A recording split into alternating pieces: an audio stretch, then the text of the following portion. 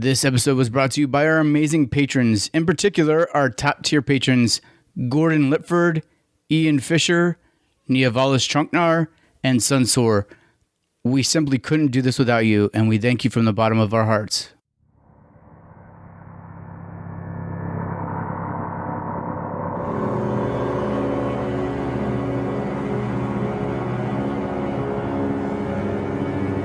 Welcome to the Explominate Podcast.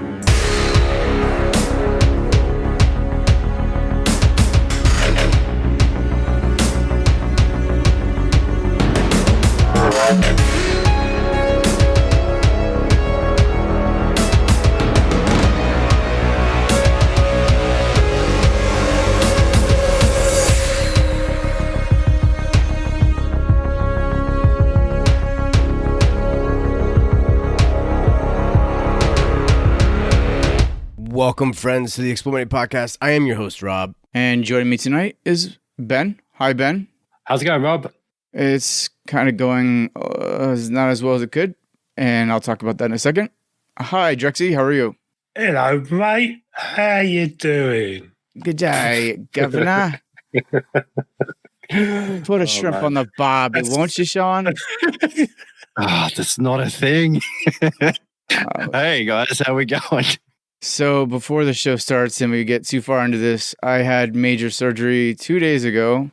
That's how dedicated I am to this podcast. And part of the surgery involved literally clamping my throat to the side of my body so that they could get around to my neck. So my voice is a little hoarse, and I also can't really talk for great lengths at a time. So I'm sure some people are like, yes, thank God.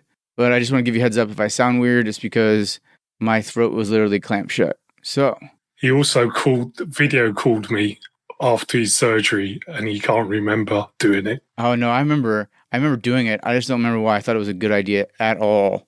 But yeah, I got on Discord and called all four of them, all the three of these guys here, and Drex was the only one that answered.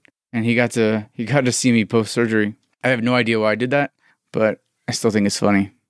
He was high as fuck. Oh man, and I am high today too. I'm on painkillers, like some serious painkillers for 5 days, and then they kind of start weaning me off. So for those of you who don't know, I ended up needing cervical spine fusion from having 3 of my cervical discs slip and herniate. So I was in a lot of pain for 22 days by the time I got the surgery, and I'm still in pain now, but the pain is different. It's musculoskeletal now instead of nerve pain. And, you know, for those of you out there who've had nerve pain, I've heard that everybody can agree that nerve pain is like the worst pain ever. So I can handle the musculoskeletal pain, especially since the painkillers handle it. So anyway, with that, I'm going to stop talking for a second, and we're going to get into the news.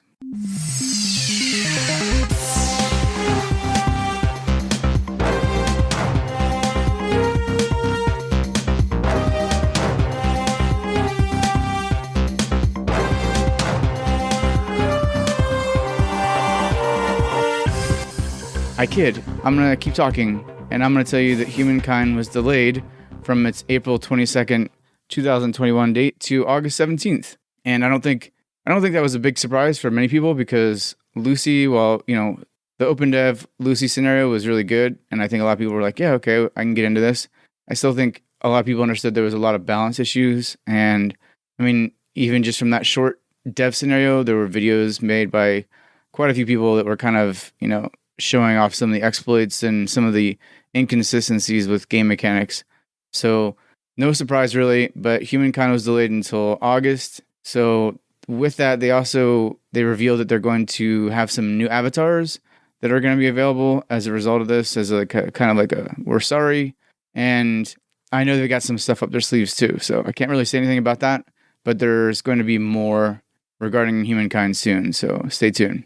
Yeah, I played a little of the Lucy Open Dev build as well, and I didn't spend a lot of time with it so far, but clearly it looks really cool. It looks like really promising, but clearly there are issues that need to be solved. And even if they do delay it as much as you need, as long as it releases in a good state. Yeah, some wise Japanese person said that, you know, a bad game not delayed is bad forever, but a delayed game doesn't have, whatever. I don't know. Somebody can tell me what that saying was. I think you got the gist of it, yeah. Yeah, like if you delay a game and it can be good, great. It's better to delay a game and have the shot at greatness than it is to rush a game out and screw that all up. And launches are huge nowadays. Fewer and fewer people are doing early access launches now because they almost act as real launches. Like that first impression is so big now that people are putting them off. And yeah, I definitely think that this is the right call, but we'll see. There's a lot of competition this year, so I don't know where that's going to put them with regards to Distant Worlds, because that was supposed to come. Slytherin said on their stream it's going to come in July, so those are some really big games to be coming out right around the same time. So is that what you told the Master Ryan 3 devs, and they just got confused by what you were saying? Yeah, I screwed it up so bad. They just were like, "Oh, I think you just said release it," so they released it. Now you guys can all blame me for that monstrosity. You see, this whole thing with releasing games too early was an artifact of the past. Really, it should be, because traditionally, outside of the AAA, kind of level of development, we don't really have that whole thing now where indie developers are having to take massive amounts of money from publishers and they're then kind of demanding them to release it by a certain schedule. It's a little bit less common. I'm not saying it's not common at all. There are still publishers, but because of early access, I thought the whole reason that we were being exposed to this massive swathe of completely unfinished half-assed games in early access was to avoid this whole problem. I thought that was the point. So there's absolutely, as far as I'm concerned, there's absolutely no excuse, man, to release a game way too early now. If a game's not ready, you delay it. The difference is, I know what it is. It's Amplitude have got Sega breathing down their neck, and that will be the thing. So I think we talked about this before, but Sega, they're going to be wanting a return on their investment, and that's the thing with these big budget developments. So it's just, part of me as a gamer is gritting my teeth a little bit like, look, man, if you're going to do all this early access stuff and you're taking money from people up front for early access stuff, you can't do stuff like that. You've got to release it when it's ready. There should be no push to release something early, and then delivering a bad game, because that's surely what the whole early access period and taking money off people up front was about. Yeah, I couldn't have said it better, and I probably couldn't have talked that long, so it's better that you said it. But yeah, no, it's a different world we live in, right? And I think that it's something that they need to adjust to. So I'm glad to see that it's being delayed. I'm glad to see that, since they are answering to, Big Mama Sega or Big Daddy Sega, I don't know, they definitely have to have a higher standard for themselves. So anyways, next up is Pax Nova, which I've been a huge outspoken critic of because very little information has come out of that dev studio at all. All of a sudden dropped a free DLC called Frostborn, which now has ice planets that you guys can colonize, but there's also promises of a lot of other things. Well, first of all, the DLC comes with a major graphical update, new content, and a brand new planet, which is the ice biome. And then they're also promising a new visual upgrade soon that's going to implement some new image improvements, some vivid colors, subtle new image filter. And he says that it basically makes the game look much crisper in general.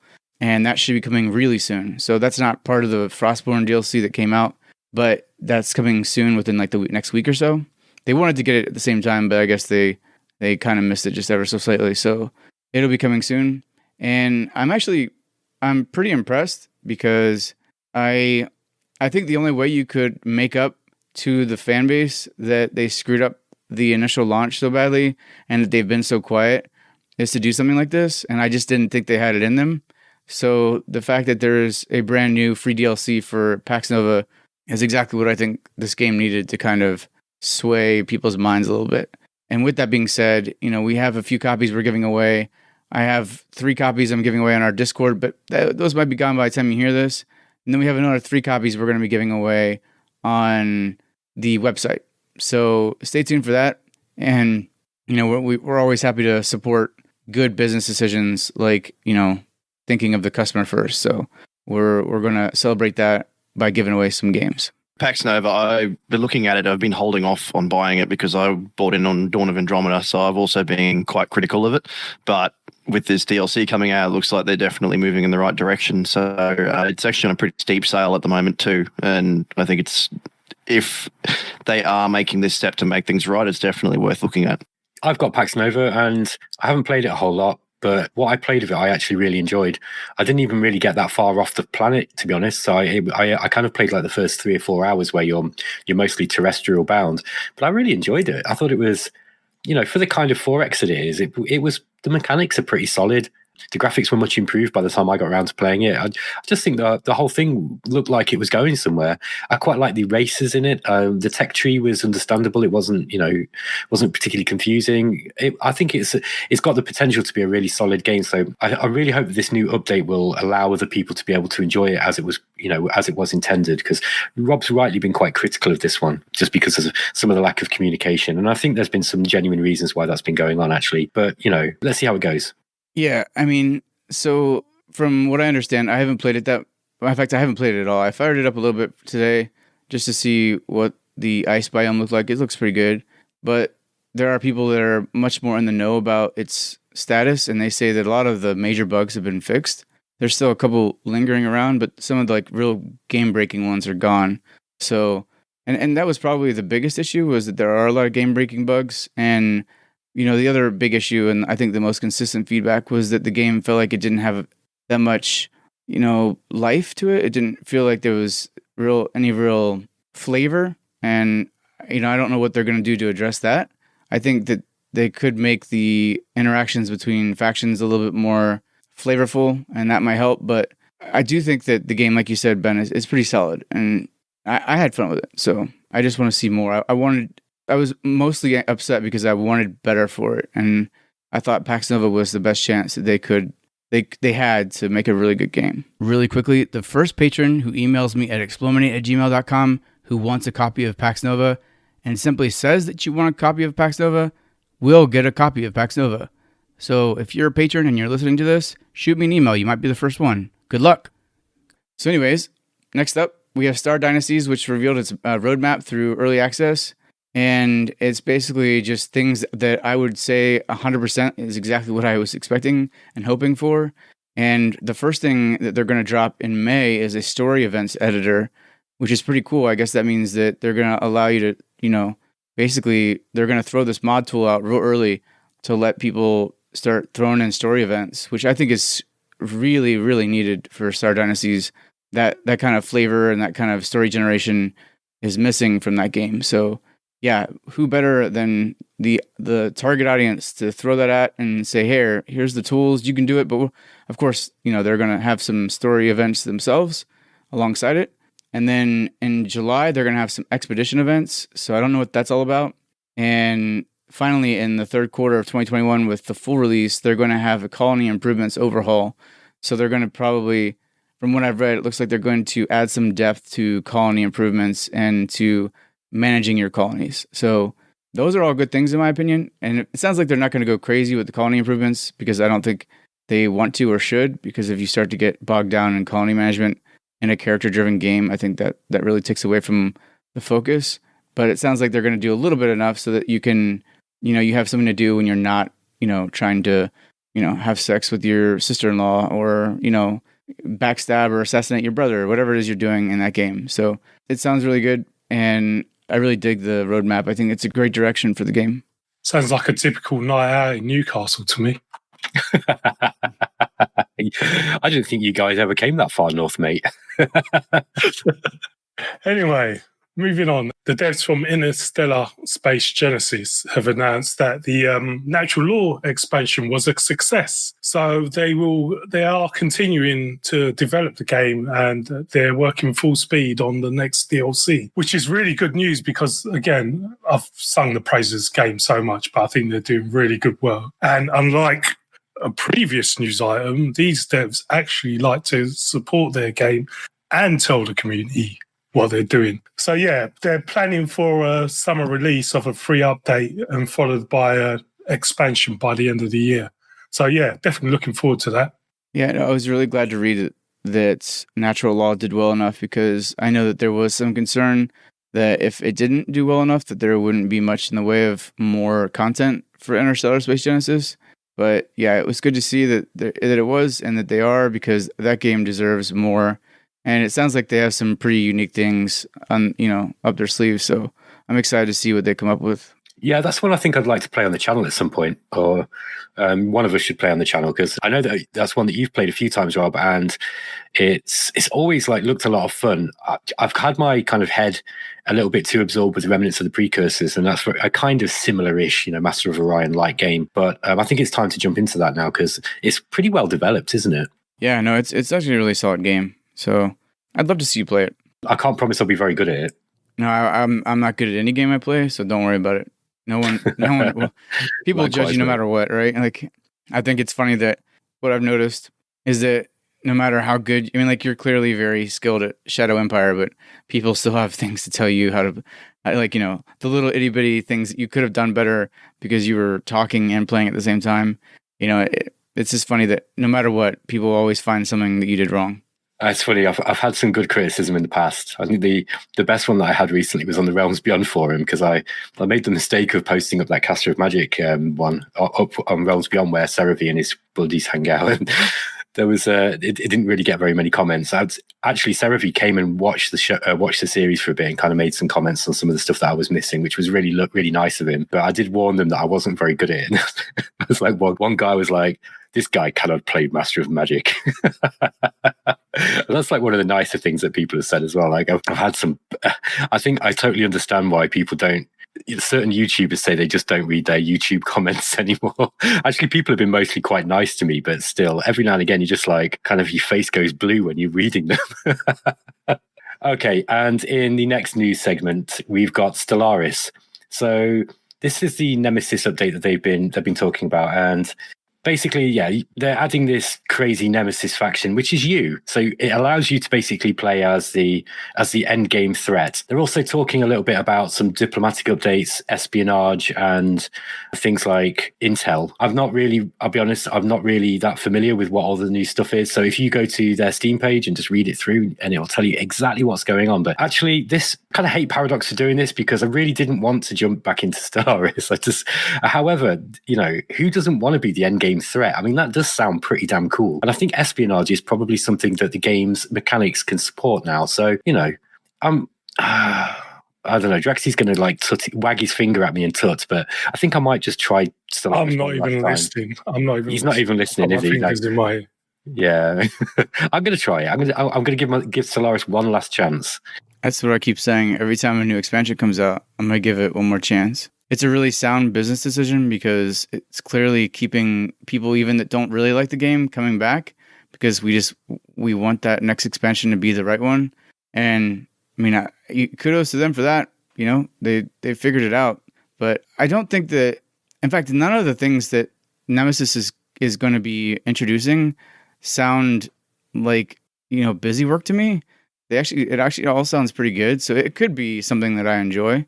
But and I'm hoping that the population rework and the things that they were talking about with the mid game and reducing the micromanagement works, because if that's the case, I might actually, I don't know, I might actually like the game. I don't know. It's possible. It's something I'll look at, but I don't know if I'll come back to it, at least not straight away. Like, if the stuff about reducing all the busy work and the amount of stuff to do is happening, that might be something that would draw me back in. But I feel like sort of with every DLC that comes out, it's just adding more stuff. And to be honest, I just don't have the time anymore. Like, I like to play it, but it's just I don't have the time. So if they can sort of reduce the busy work a bit, make it a little more manageable than with the new content, then yeah, I'd come back and have a look. Oh, great. Another colony management rework, because that worked so well last time. Well, at least this time they're trying to reduce it instead of make it more. Well, that's what was happening last time. That's what they said last time, and it's just as bad, if not worse. It's true. Very true. I mean, you'd have thought that they'd learned the lesson from Master of Orion 2, where excessive colony management is just not that exciting.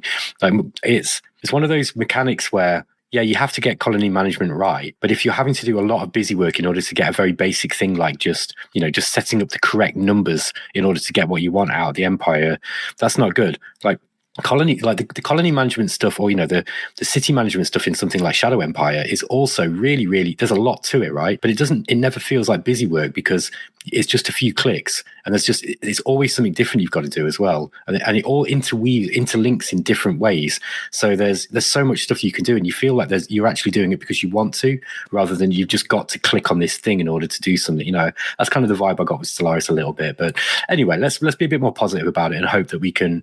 Hope that it's going to bring us back into the fold, and maybe one day it will earn that place it so desperately craves at the top of our top 10 4X games of all time list. Yeah, no, I'm genuinely going into it with an open mind. So I think that if it's done right, the things that they're promising are happening with this. I really do think I could actually like it. So I'm going into it with an open mind, and since I'm going to be home for a while trying to recover, I'm going to have some time. So maybe, who knows? Yeah, absolutely. It's something that I want to like. It's a setting and it's fun to play. So yeah, if this DLC goes well, if the changes are good, like if they're positive, good for sort of what I want out of it, then yeah, absolutely, I'll come back. All right. And in other news, Empire in Ruins has just come out from early access. It's a 4X tower defense hybrid. So it's got a campaign and a sandbox mode, and it actually looks kind of interesting. So the lead dev's been pretty active in the Discord, and he was telling us about that too. So yeah, I'm looking forward to have a look at that. Yeah, Doc Hogan is really active in our community, and so it's a game that we're going to get someone to review. We just haven't, we've had a lot going on right now, and of course with my surgery, I've had to divvy up and basically pawn off things on people that I probably wouldn't have normally. So people have been very busy.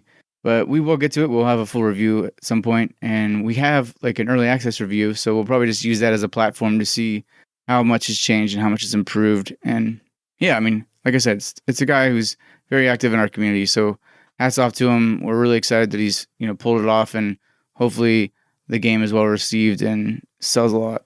Yeah, Hogan's great, man. He's one of. He's not always that active on the community anymore because he's just super busy with the games that he's developing, but he's just a really nice guy. That's one of the reasons why I couldn't offer to review the game, because I don't think I'm objective enough anymore, unfortunately. But I did play it on Twitch with Hogan showing me how to play it, and I had a blast. It's a really good game. I don't even play tower defense that often either, and I thought it was fun. I think the main character in it is just really just such a bastard, but it's really well written. He's done it, considering they're such a small development company. They've done a fantastic job with that game, I think.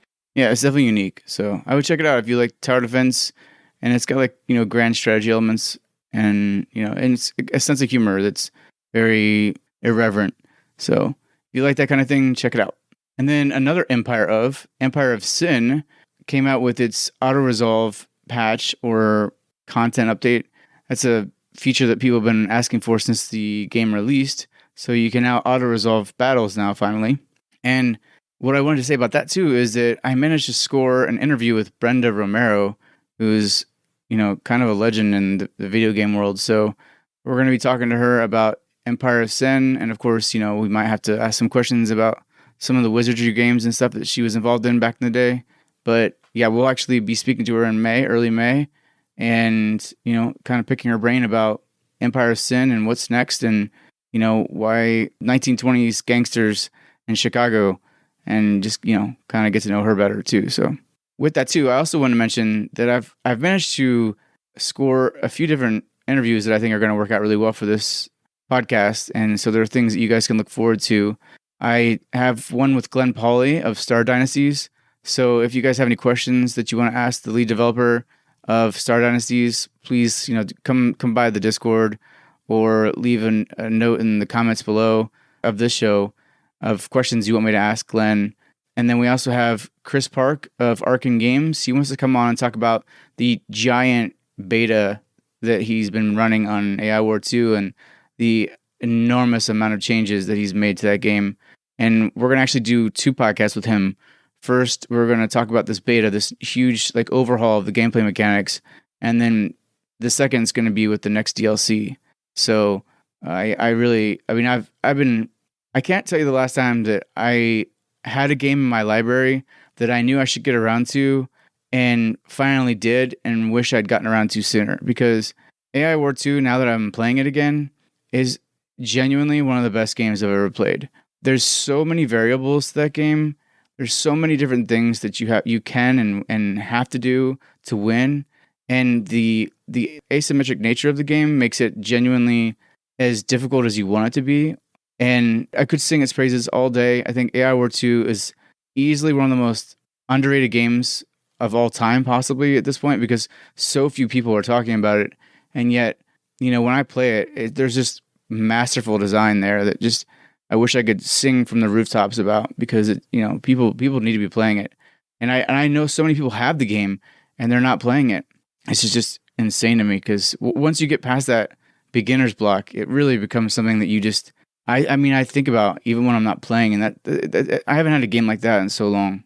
The original AI War had some pretty favorable press with some of the bigger games journalism outlets, like, let's say, and I think a lot of people bought the original game, on the strength of that. Like it regularly got into sort of top 50 strategy games lists, and I remember Rock Paper Shotgun really liked it, and they used to give it very favorable press. So it's not like people haven't heard of the game, but I think Rob is right. I think a lot of people buy these games and then kind of bounce off it because it just looks kind of intimidating and a bit sort of retro and weird, and it's a shame because it's, like Rob says, it's amazing. The AI in that game's exceptional as well. It's got one of the best game AIs I've ever seen, without a shadow of a doubt. Yeah, and I think what we'll do is because first of all, we had a re-examination, and the re-examination brought it from a recommended to an exemplary. We don't give those out very often.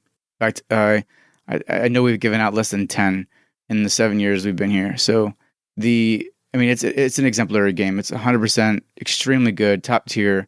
And what I'm hoping is that with this new beta update, once he pushes it out, I think it's going to be AI War 2.0 or whatever. And I'm hoping people will revisit once it comes out, because it really does change. There's so many changes I can't even tell you. I couldn't even go over them. Like so many gameplay decisions and design decisions and balance decisions, but also like quality of life additions and stuff like that have just made this game something that I can't stop thinking about it. I get really excited when I know it's time to record my next show for it. So anyways, the last interview I got set up was with Steve Hawkins of Alliance of the Sacred Sons. So there's 4 interviews we've got set up, and if there's any interviews you guys want us to set up, please let us know. I really enjoy interviews. I really enjoy picking developers' brains and learning more about their games and more about the design processes and stuff. So if there's somebody in particular you want us to talk to and get on the show, please let us know. I'm happy to hound them if I have to. So, and with that, let's move into our topic.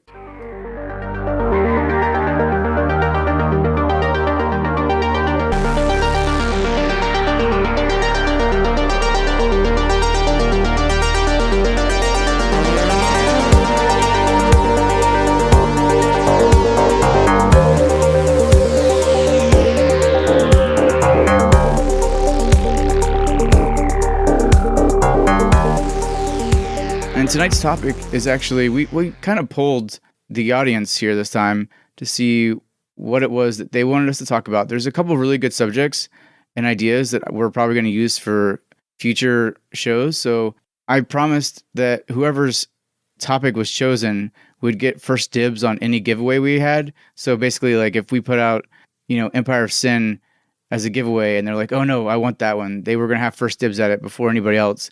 And that's still in effect, because there's still one more topic that I think is really good, and we're going to use it for a future podcast. But we ended up going with Shaun, the very own Aussie that's here, his topic idea, which is to discuss 4X games that we think would work well in other game universes or in a movie, like from a movie franchise. So with that, I'm going to let Shaun start it off, since he's the one that came up with this.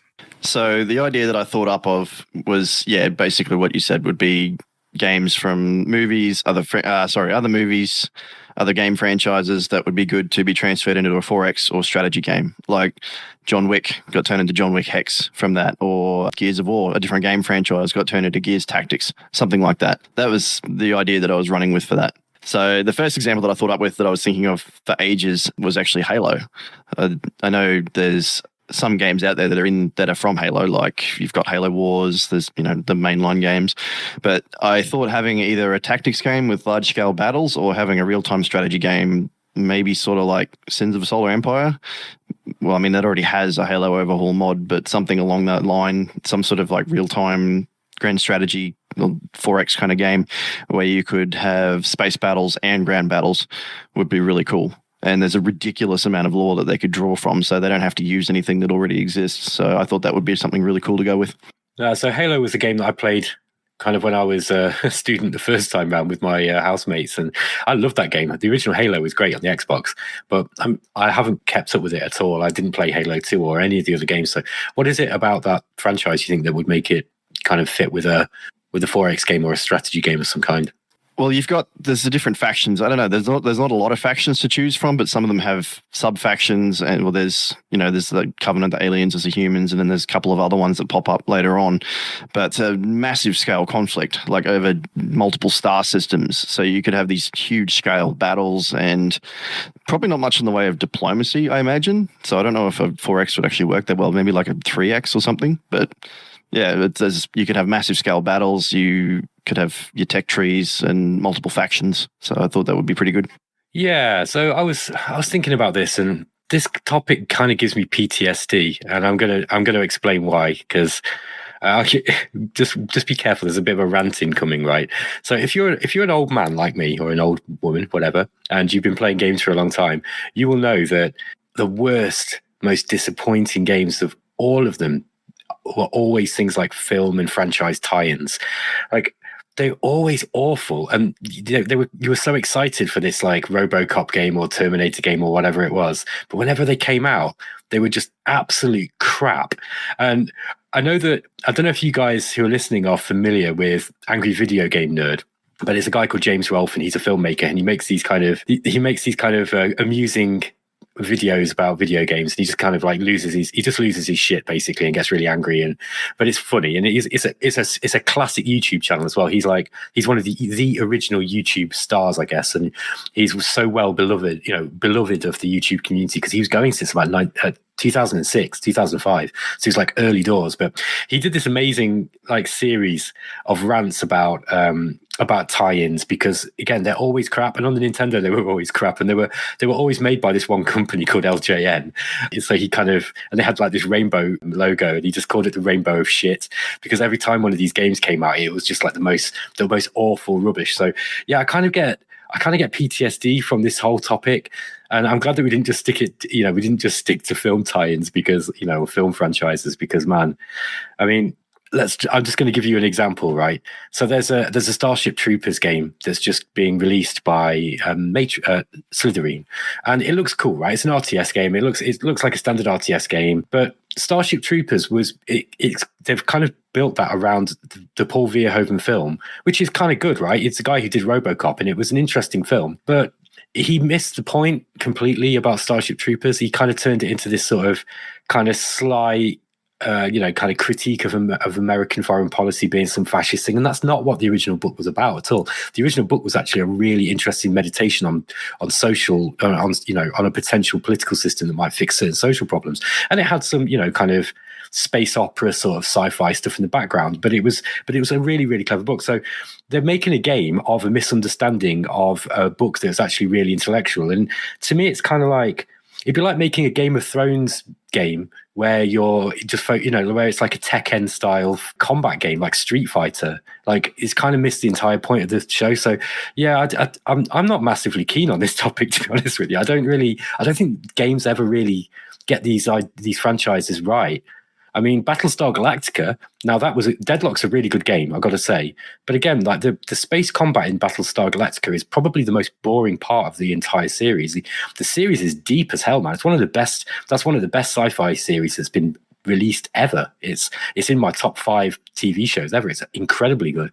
And it broaches on a range of topics, from, it's not just like space opera, it's like, gritty human drama, political drama.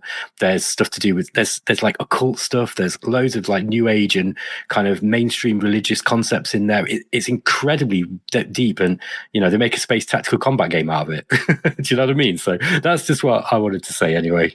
Well, correct me if I'm wrong, Shaun, like your main goal behind this topic was that we would consider games that could cross-pollinate into other genres. Like you brought up Gears, and then somehow it actually worked out really well with Gears Tactics, right? That was like your idea, right? Essentially, yeah. When they were talking to the developers from the coalition, they basically said, "Oh, we took regular gears and then we just moved the camera up, and then basically it just translated really, really well." So the idea was, to just think of things like you said that would cross pollinate in different genres. Yeah. So in that case, my personal choice and the thing that I thought immediately is because I've always wanted a post-apocalyptic 4X.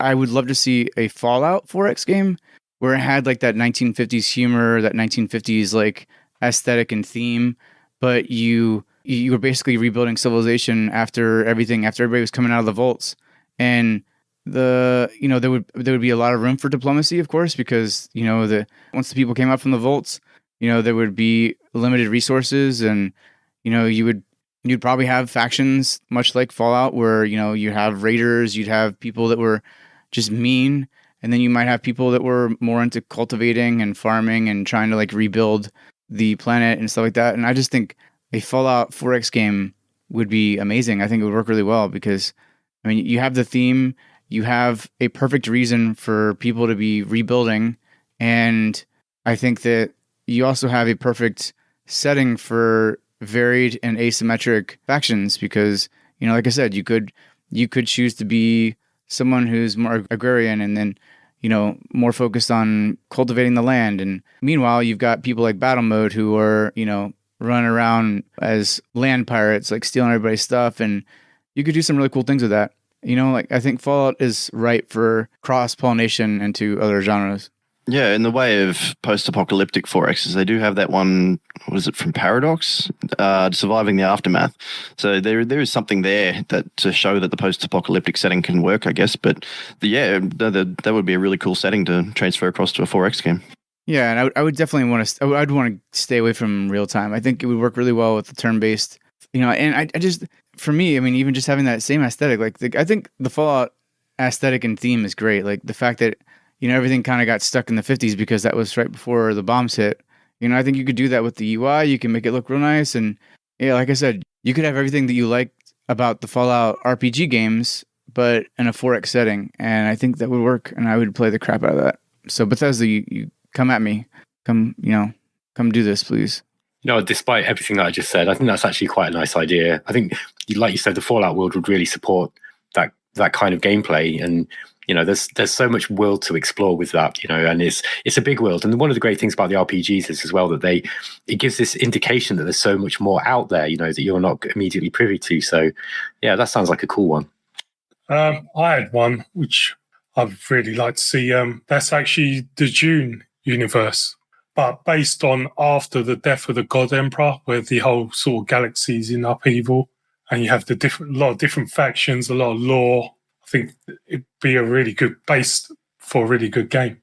Dune's one of my favorite things ever. So I completely support that. That would be a really good Space 4X game, maybe in this sort of style of maybe like Emperor of the Fading Suns, that kind of thing. If they could come up with a way of making that game a bit more manageable, with different planets and having a Civ style kind of 4X thing on each planet. Maybe if you even just had 5 planets or 4 planets, just a certain number of planets just to make the game a little bit more manageable. That could be cool, man. Yeah, I think just because the factions are just so different, and even with stuff like the fish speakers and stuff, they all have different agendas. So I think it would actually be a nice asymmetrical type of a 4X game.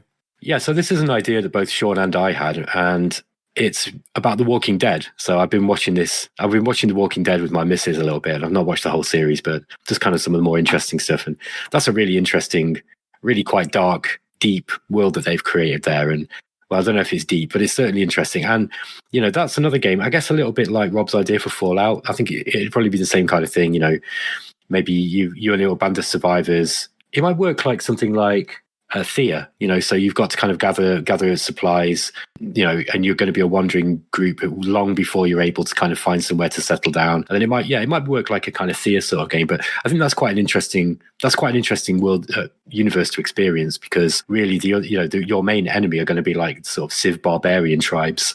Aside from Thea, and I think out the gates we haven't really seen that very much in 4X games.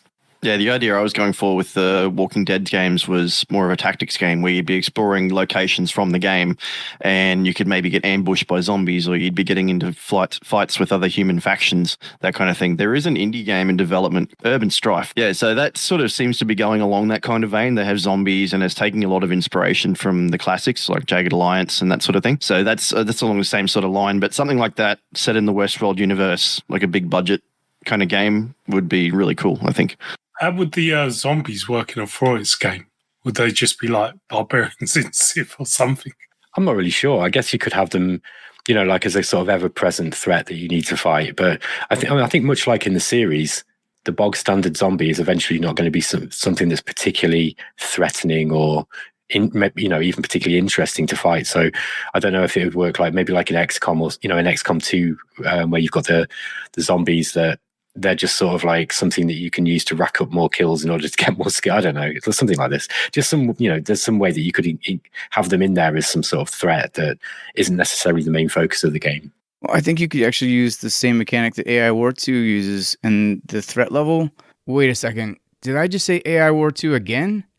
The fifth person who writes me at explominate@gmail.com with the subject AI War 2 rocks will get a copy of the game for free. So get to it. Anyways, now back to my point, where the bigger you get, the more, sounds you're making and the more clearly present you are, the more you're likely to draw like a large zombie group. Because that was the way it worked in all those games. Like, you'd have, small groups, but, in game, what was that one with Brad Pitt, the movie? I know it was a comic book. World War Z. Yeah, World War Z, thank you. Like, those zombies were fast as hell, right? And they would do whatever they could. So, like, you could do it something where, like, the more you did, the more you encroached and the more you built up your empire, the more likely you were going to be to get attacked by a large group of zombies. So you'd have to balance, like, developing your own civilization with the need to also keep them from noticing you. Yeah, I think zombie games have been a bit done to death recently, and I know a lot of people are really sick of it, but it just depends on how well it's done. I mean, They Are Billions has done pretty well. I'm not sure if it's a particularly good game. I've heard very mixed things about it, but it seems to be very popular. So there's always people who are going to be interested in zombie survival stuff. I played a fair bit of They Are Billions before it came out early access in the survival mode. It was pretty good, something different. I was garbage at it. There ended up being a few meta builds that popped up for doing it, and they kind of bugged me. Like, I sort of just wanted to be able to play it my way. But they have a campaign now, and yeah, it was pretty cool. So it works. Yeah, I really think you could use, like I said, AI War 2's threat system, and just like the more you made yourself known, the more you seem like a threat to the zombies, they would be more likely to attack you. So, anyways, another one that I had is the Saga of the Seven Suns, which I don't know if you guys know. It's a series of books. It's like the ultimate space drama series by Kevin J. Anderson. And what I think about this series of books that would work really well it's clearly a Space 4X, but they had really cool factions in this game, or in this book series, sorry. They had numerous human factions, but then you had basically like elemental race factions. You had, a gas faction, a gas race, a fire race, a wood race, an insect race. And, the whole thing about all of it, I think it really worked really well, because it would work really well in a 4X game, because unfortunately at some level, these guys don't know how to communicate with each other. And, some of them were a little bit more apt and capable of communicating with each other, because like in this series, the humans were able to talk to, I forgot what they're called, but the tree race, and they became almost symbiotic with the tree race. But the other factions, the other elemental races, weren't so good at interacting, because they didn't speak the same language, and so they also had very different agendas, right? So like in this case, the Hydrogues, which were the gas faction, the gas race, they didn't understand why humans were using this thing called the Clickus torch, which was their way of igniting these gas giants into stars so that they could inhabit these new solar systems that they were basically creating. But the humans had no idea that there were actual beings inside these gas giants. And so like what I think is really cool about this whole setup is that basically you'd have asymmetric races. You'd have races that were very, very good at certain things, their way of doing things. But there was also this underlying difficulty in communicating that I think a lot of 4X don't really address, like especially with alien races, right? I mean, like even in say Mass of Orion 1, I mean, who's to say that, let's say like the humans meet the Bulrathi, well, the Bulrathi, their only way of communicating is to grunt, you know, and I think that kind of underlying issue with communication has never really been explored. I mean, you quickly pick up like a translator and it like fixes everything. Well, you know, what happens if you had a 4X game where even if you thought you were, and you know, like you were trying to make a trade treaty that was actually interpreted differently and stuff like that. So in this very awesome book series, there was a lot of that. There was a lot of miscommunication because they didn't understand each other. And, you know, there was also, you know, these groups that were just ancient enemies, no matter what, right? Like the Pharaohs, which were the fire-based race, they were always at war with the Wentels, which were the water, because, of course, fire and water don't mix.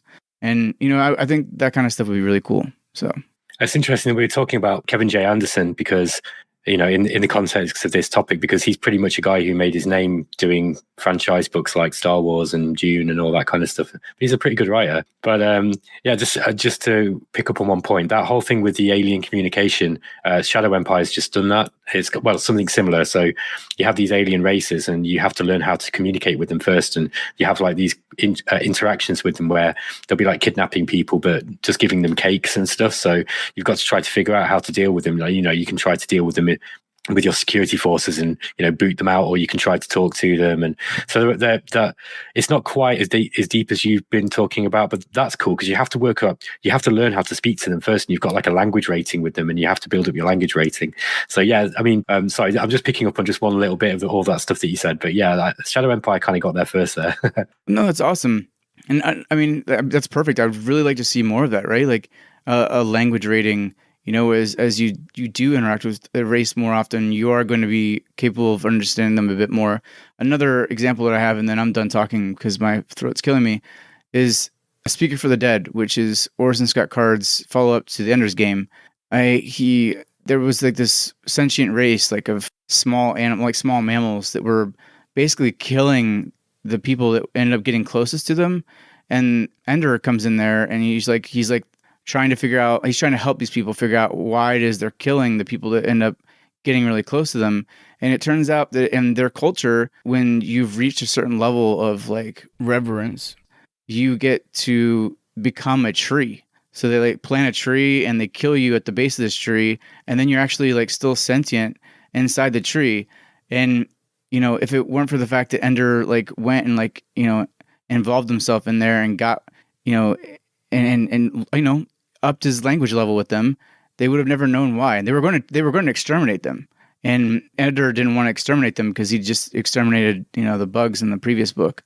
So it's stuff like that. Like, you know, like if you get really alien, and it should, like, I really want to see more of that, like just truly alien shit from 4X games.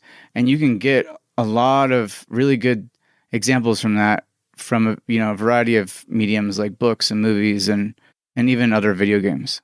So the last one that I came up with was a 4X game set in the universe of Mortal Engines. I haven't seen the movie of it. I've read the book. So it's a post-apocalyptic world. They got ravaged by this massive war, this super violent conflict that was so crazy, so nasty that it caused geological changes on the planet. So you get earthquakes, volcanic eruptions, and all that sort of thing as a result. And then they started building cities with wheels and engines and stuff so that they could get away from these eruptions if they happened. And all these different cities around the globe, they're all at war with they're not all at war with each other, but they end up in a state of Darwinism where they're constantly competing with each other for survival. And it becomes a sort of a steampunky kind of setting. And they're going around, and if there's a war, the cities can actually consume each other to give themselves more power, sort of thing. So I thought that would be a really, really cool setting. And then you've got some diplomacy between the factions there. You've got cities that can eat each other, which would just be ridiculous. And then they had another faction they call the anti-tractionists. So they don't use the moving cities. So there'd be some kind of like a major conflict there between them as well. Yeah, I thought that would make a really cool setting for a game. Maybe not following the actual story because it's got all individual characters and all that, but at least set in the universe. Okay, so I've got one, and I actually came up with the idea that maybe something like, the sort of vanilla sort of Dungeons and Dragons stuff, so like Dragonlance or Forgotten Realms or one of those, that might actually make an interesting strategy game. And I came up with this idea after playing Pathfinder Kingmaker. And for those who don't know, Pathfinder Kingmaker is an RPG, so it's like Baldur's Gate style RPG, and it's really a kind of like development of that sort of game, and it's a really good one as well. It's a super complex, super amazing tactical combat system. It's got all the stuff that you'd expect from an RPG, a Dungeons and Dragons RPG, but it's also got like city management and strategy side to it as well. And I think that actually, if they flesh that system out more, you could really turn that into an interesting sort of 4X game, because it's not quite a 4X, I'd say. It's more of a strategy game, like a standard strategy game, and it's not that well fleshed out in Kingmaker, but it's fleshed out enough that it can, it's actually important. You can automate it if you want, but if you don't want to play it, but actually it's quite interesting. You build all these buildings, and you have to go on quests in order to kind of fund stuff. It's like a really more fleshed out version of Fallen Enchantress or something. So that might be interesting, and I quite like the Dungeons and Dragons universe. I think that's partly because I used to play that when I was growing up. So I'd like to see something done with that. I think you might have to go with maybe one of the more interesting settings, perhaps something weird like Dark Sun or Ravenloft. I don't know, but yeah, that was my last idea on that. Yeah, we definitely need more fantasy 4X games for sure. There's not enough of them, in my opinion. The last one I had was now I'll preface this that I've only just started reading the second book, but a 4X based on the Bobverse books, which are so far has been really interesting. Basically, there's different factions on Earth that are just about to go to war and actually cause a nuclear holocaust. And they send out these von Neumann probes, which basically are like sentient ships that can actually replicate themselves to search more of the galaxy. Basically, they're out there looking for habitable worlds for the survivors of the nuclear holocaust that's happened back on Earth. But of course, because each of the factions have sent out probes, the probes actually start fighting with each other as well. And they actually find like primitive races, which could be like minor factions in the game that you could work with. And there's a hint at a race that's out there that basically just goes through solar systems and just devours everything. So you have this sort of endgame threat, but you're also having to try and work to build up an empire to bring the survivors from your faction from Earth out into the stars. So I think that would actually turn out a pretty good 4X game. Yeah, that sounds pretty cool, actually. Yeah, the truth is there's just a lot of good material to pull from in, a variety of different mediums that they really haven't tried yet. And I've said this for as long as I think we've done Explominate, that I just wish that 4X developers would try to get out of that rut of, your Master of Magic or your Master of Orion, or even now your attempts at Civilization. So I really think that the more that they start to look at some of that stuff and the more that they, branch out and change up the setting, that they can get really creative and change some of the gameplay mechanics that have become kind of stale now. So here's hoping. I want to give a shout out to Arkan Games for really making an effort to do that, because I think out of all the developers out there, Arkan Chris Park and Arkan have really made an effort to try to make interesting, unique games with unique kind of mechanics and interesting backstories. And he just tries to do things differently, and not all of it works, but the stuff that does work is great. I mean, we've just spoken about AI War 2, about how great that is, but some of his other games are interesting too.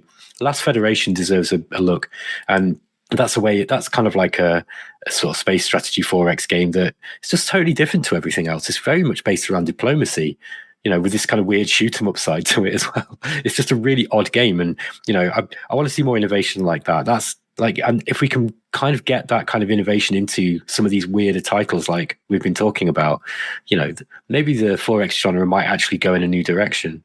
Yeah, it would be really nice to actually hear from listeners with any ideas on, new mechanics and different ways of making 4X interesting, and maybe we can have a follow-up show discussing ideas the community have come up with and sort of maybe piece together the Explominate 4X game that we may make one day. All right, give us all your ideas so we can make a game that will sell well and we can become really rich. Yeah. Exactly. Awesome. Well, yeah, this was a really good episode. I want to take a moment to apologize for my side of things. Hopefully by the next time we do this, I'm feeling much better. That's the hope. And if I'm not, then please put me out of my misery. Yeah. And so anyways, thanks for being here, Ben. Really appreciate it, buddy. Thanks for having me again, Rob. Cheers. And Drex, great as always, buddy. Pleasure. Always a pleasure, mate. Glad you're okay and the operation went fine. Yeah. It's kind of weird. Like, you spend so much time in pain, and then you, like, in your mind, you think the surgery is going to be like an immediate fix, and then you forget that there's pain involved with surgery. So I was like, I came out the next day and I was like, man, I'm still hurting. This sucks. Like, why did I do this? But I know that this will make it so I can get better soon. So thank you. Rob's Shaun? not just doing well, man. You can't keep him away from the podcast. Like, who else do you know who would have surgery around their throat and then literally the next day would do a podcast? It's just mental. You guys haven't seen the pictures. He's got a gnarly scar across the front of his throat with a bunch of stitches in it. It's he looks like I'm surprised it's here. He looks like the Kurgan from the original Highlander film. I feel like one. Yeah, no, I wanted to do this because it's important to me that we do a couple shows a month. So I feel like people rely on us to do that. And I think it was a good show, regardless of the fact that I sound like I'm dying. Shaun, thanks for being here, buddy. Thank you for joining us from tomorrow. Don't thank me, man. Like the others were saying, I have no idea how you managed to show up with this. You're an absolute animal. But yeah, no, glad you could make it and that everything's all hopefully going to get better. That's the hope. Like I said, hopefully by the time we do this again, you'll hear me sounding fine and I'll be back to doing Let's Plays and all that stuff. So, but until then, this was Rob, Ben, Drexy, and Shaun for Explominates. Until next time, keep exploring.